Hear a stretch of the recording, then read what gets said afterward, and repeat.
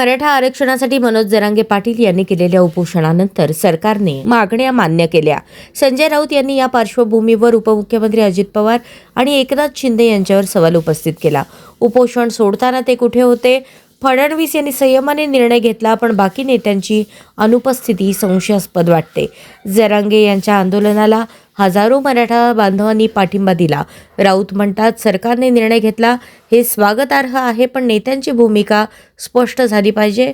आंदोलन संपले असले तरी मराठा समाजाच्या भावना अजूनही प्रबळ आहेत।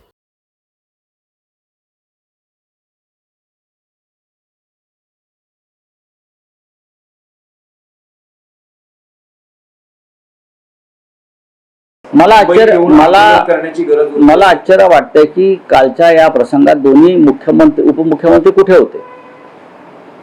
जे जरांगे पाटील ज्या समाजासाठी लढत होते त्या समाजाचेच ते नेते आहेत ना, उपमुख्यमंत्री आहेत।